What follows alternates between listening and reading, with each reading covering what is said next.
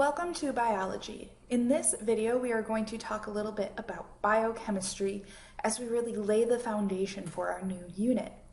Now you might be wondering, why are we talking about chemistry when we're in a biology course? Well, as we go through this entire course, particularly in this unit, you will slowly start to realize that chemicals in the forms of atoms and compounds and molecules, they're actually found everywhere, and they really are the foundation for all living things. So every single cell in your body is a very specific arrangement of atoms to form these functioning cells and to do all the processes that enable you to be alive. As you learn more about science, you'll actually discover that chemistry is all around you in everything that you interact with. We're going to start with a little bit of background information here, and this should be a little bit of a review from past science courses. You should have seen these terms before. So matter is anything that has volume and mass. Volume is just the amount of space that an object occupies. We measure that using a graduated cylinder typically, especially if we're looking at the volume of a liquid. And then mass is the amount of stuff in an object. So think about what is the weight of an object, and we can determine the mass by using a scale. Typically we'll use a digital balance for that. Now we have a little bit of a game here. Is it matter? As I go through each of these images, I want you to stop and think, is that image showing matter? And once we go through all of them, I'll check to see if you got them right. The first one is a wooden desk. Is it matter? And we have air. Is air matter? What about a light bulb? Is a light bulb matter? Or electricity? Is electricity matter? And then of course Bucky Badger. Is Bucky Badger made of matter? Or heat? The sun, the thermometer. Are any of those made of matter? So what is and is not matter? Well, out of those options, electricity, light, heat, sound, those are all not matter. Things that are matter would be humans, animals, air, water, atoms and molecules, books, tables, really anything that you can touch and feel and manipulate. That's all matter. But wait a minute, air is matter. Now that often is confusing to people. But we can actually measure the volume and the mass of air. Think about the air that's inside of your lungs. You can use that air to blow up a balloon. Well, as that air in your lungs blows up the balloon, that's taking up volume, so you can very easily measure it. And you might have heard of pressure, so air pressure. That's a way that we're actually able to measure the mass of the air, which is pretty crazy. So even though it feels like there's not this weight pressing down on you, it actually is there. We just get so used to it, we stop noticing it. So there are three types of matter, and again, this should be reviewed. There's solid, liquid, and gas. Favorite example of this would be water. Now, molecules of water. 2 hydrogen, 1 oxygen bonded together in a special format, and we get solid, which would be ice when it's really cold. We get liquid when it's about room temperature, and then we get gas when the water is heated up, and that's in the form of water vapor. So can we see all three forms of matter? So solid, liquid, gas of water. Well, yeah. The gas form is a little harder to see, but we can see it in the form of clouds, in the form of steam. Some types of gas, like oxygen, when it's in gaseous form, we actually cannot see it. That's what we're looking through. Nitrogen, and when that's a gas, again, we can't really see it. It's a clear glass, but it is still taking up space, and it still has volume and mass. So how do we change substances' states of matter?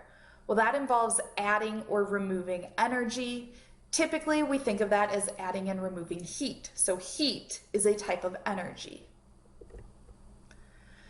Atoms atoms are the smallest part of an element that can exist alone and maintain a specific set of properties. You've probably heard the term atom before.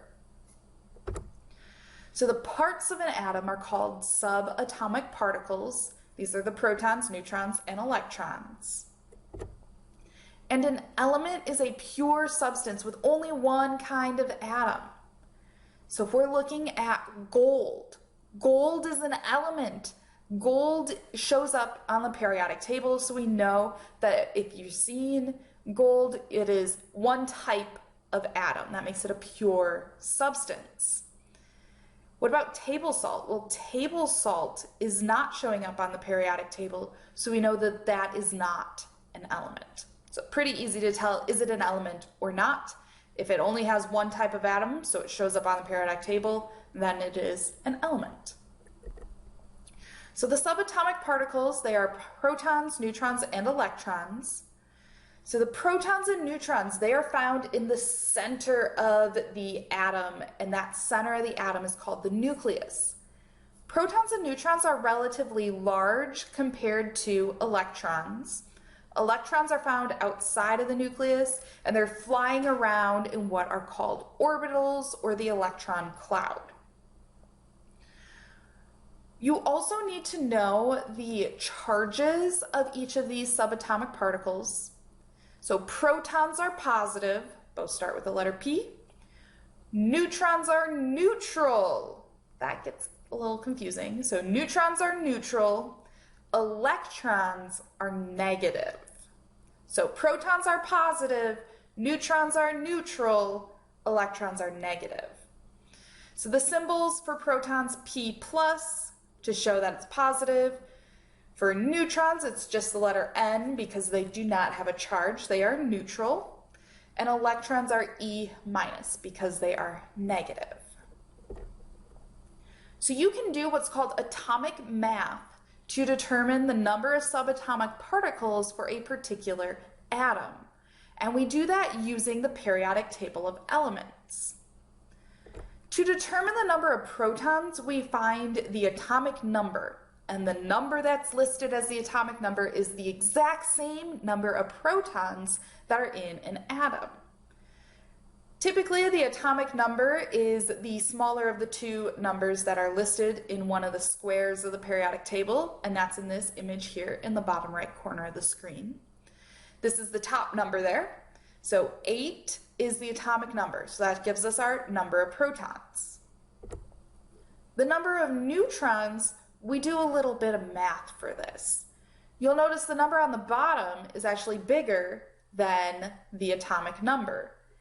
And the atomic mass is that bigger number on the bottom. So the atomic mass is kind of the mass or how much a average atom of that particular element weighs. Now, if we remember, the protons and neutrons make up the nucleus in the center of the atom. And if we know the number of protons, we can figure out the number of neutrons.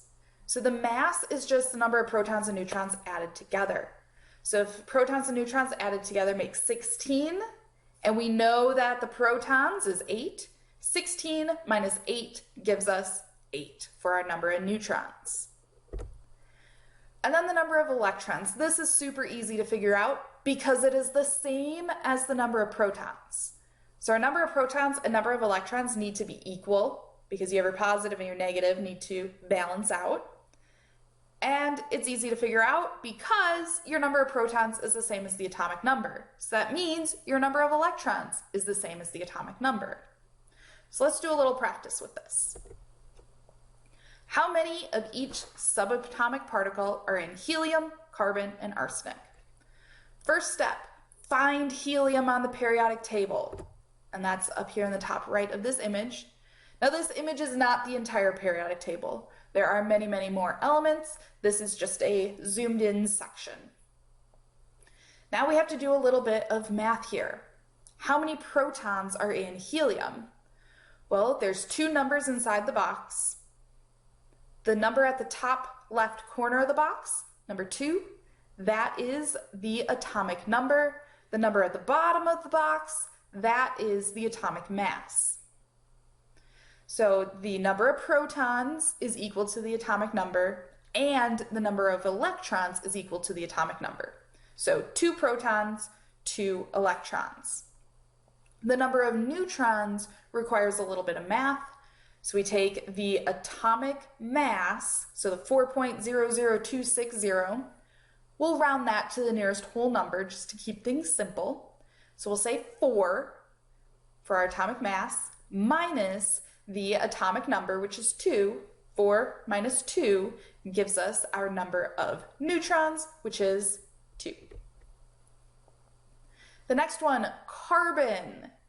Find it on the periodic table. That is element number 6. So our atomic number is 6. That's the number at the top. The atomic mass is 12. So 12.0107, we'll round that to 12. And we can determine the number of protons, neutrons, and electrons using those 2 numbers. Pause the video here, see if you can figure it out on your own. So when you look at the atomic number, you can see that it is 6. That means there are 6 protons, and the number of protons is equal to electrons, so there are 6 electrons. To find the number of neutrons, we need to use the atomic mass, which is 12 approximately. 12 minus 6 gives us 6, which means that there are 6 neutrons. The final one is arsenic. So find arsenic on the periodic table. And again, pause the video and see if you can determine the number of protons, neutrons, and electrons on your own. So pause the video. So the atomic number, 33, that means there are 33 protons and 33 electrons. The atomic mass, 74.92160. Let's round that to 75. So approximately 75 for our mass. 75 minus 33, because remember the mass is protons and neutrons added together. So 75 minus 33 gives us 42. So the number of neutrons is 42. So double check, make sure you did each of these correct. As homework, I want you to do some more practice of these. Make sure to review the video. Make sure to go back and rewatch any parts that might be confusing. Send me any questions, comments, thoughts, reactions, feedback as you're going through this, and I hope that you learned something.